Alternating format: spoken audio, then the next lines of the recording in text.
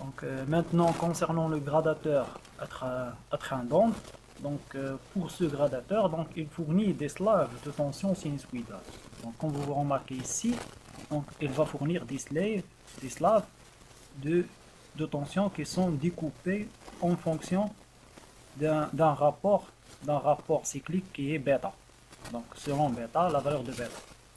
Par exemple, donc, dans notre cas maintenant, donc on a ici, donc, comme vous remarquez, jusqu'à l'instant t, ici, donc on a première période, 2, 3, 4 périodes.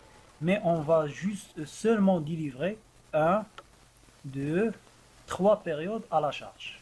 Donc à cet instant-là, on va annuler la commande des gâchettes au niveau du thyristor. Donc pour cela, on peut dire que le rapport cyclique qui est T1 sur T, la période totale, donc il est égal à 3 périodes sur 4. Voilà. Donc le rapport bêta, ou bien le rapport cyclique de ce gradateur est de 3 sur 4.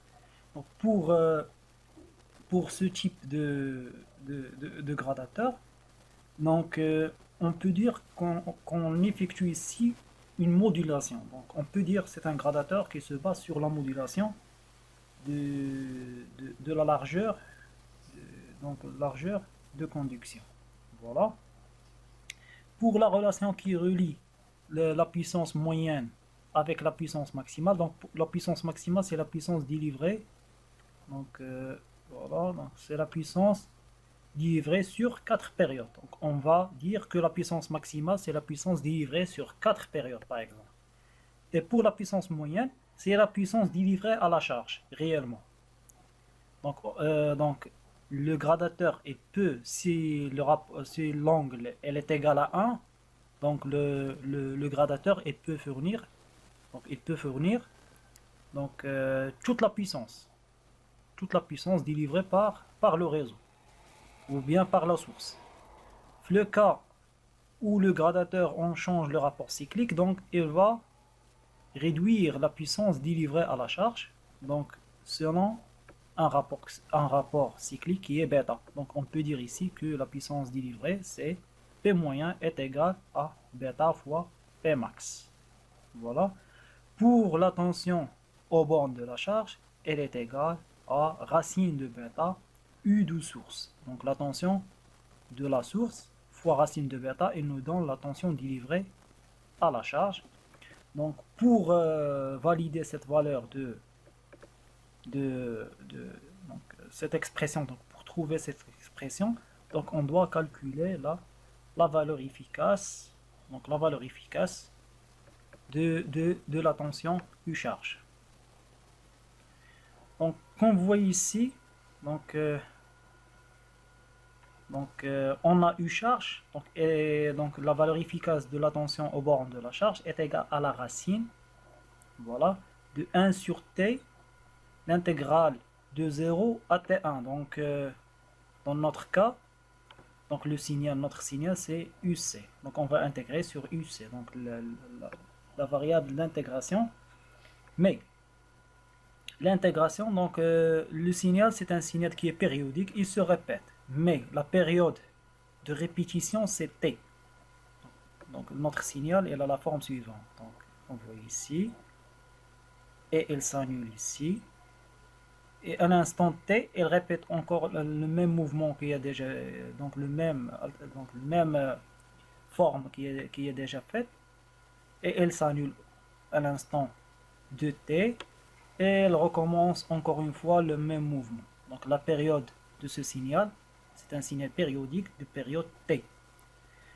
Mais on va intégrer seulement de 0 à T1, puisque entre l'instant T1 et T, le signal est nul.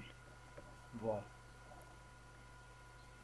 C'est pour cela, on va dire que U charge est égal à la racine de 1 sur T, 1 sur la période de répétition du signal. L'intégrale de 0 à T1, c'est l'instant où il va s'annuler le signal. U source, donc U source, donc le signal, donc de l'instant 0 à T1, donc on a le UC égale à US, donc le signal fourni par la source.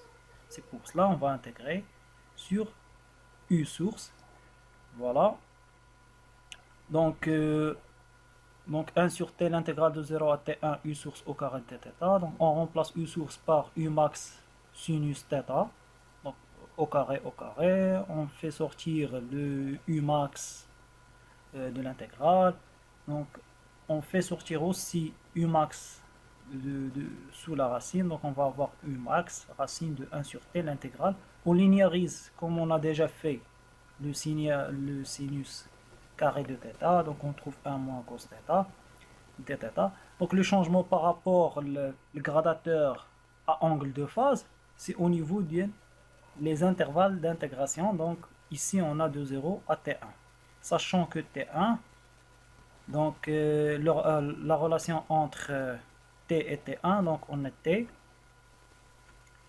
donc ou bien T1, donc l'instant est égal à B, bêta, fois T. C'est pour cela, après on va remplacer T1 par bêta fois T, le rapport cyclique. Donc une fois donc, on remplace, donc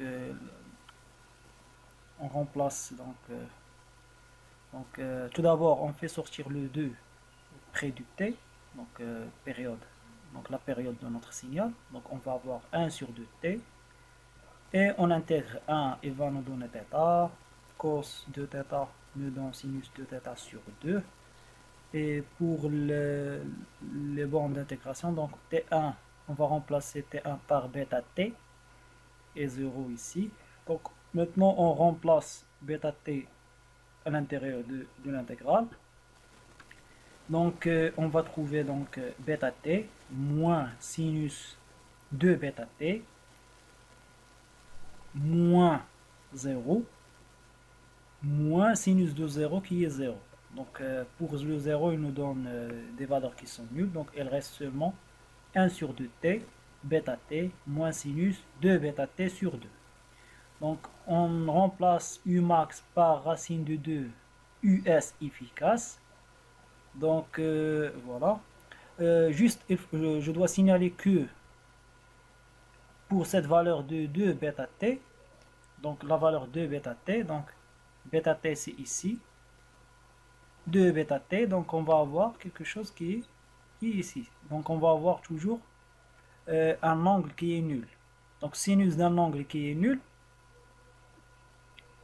donc le sinus d'un angle qui est nul nous donne 0. Sinus de 0 c'est 0. C'est pour cela il nous reste seulement bêta t à l'intérieur de cette intégration, seulement bêta t. Donc on simplifie le t avec le t. Donc il nous reste racine de bêta sur 2. Et après on simplifie le racine de 2 avec cette racine de 2. Il nous reste racine de bêta fois la tension de la source, la tension efficace de la source. C'est d'après cette démonstration qu'on trouve l'expression de la tension efficace aux bornes de la charge en fonction de la tension efficace aux bornes de la source. Voilà. Donc il s'agit de la démonstration concernant ce gradateur. Donc maintenant, pourquoi on utilise ce gradateur? Donc comme vous voyez ici, tout d'abord, premier avantage par rapport au gradateur à angle de phase, c'est que la puissance moyenne délivrée à la charge elle est linéairement commandée par bêta. Donc si je prends bêta égale 60%, donc je vais trouver que la puissance moyenne c'est 60% de Pmax.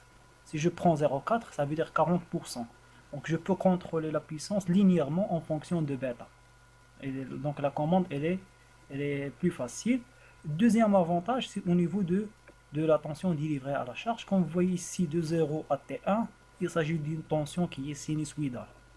Donc le spectre de ce signal ne va pas fournir des harmoniques. Donc voilà. Donc les deux avantages par rapport à l'angle de phase, c'est que le signal est sinusoïdal et la puissance délivrée à la charge et les contrôler linéairement en fonction de 2 bêtes. Maintenant, concernant, on passe vers le gradateur, donc le gradateur triphasé. Donc pour le gradateur triphasé qu'on peut voir, qu'on peut traiter dans une autre vidéo, Inch'Allah. Donc pour ce gradateur, on peut dire qu'il s'agit d'une analogie avec le, donc, le gradateur monophasé. On travaille avec la superposition de chaque phase. Donc on va traiter chaque phase indépendamment, donc comme si on a 3 systèmes qui sont monophasiques. Donc le premier système, deuxième système, troisième système. Donc chaque phase, donc elle va être contrôlée. Donc la même philosophie qu'on a vue au niveau du gradateur monophasé. Donc on va voir si on traite par la superposition, on peut superposer le système en trois phases. Voilà. Voilà. Merci.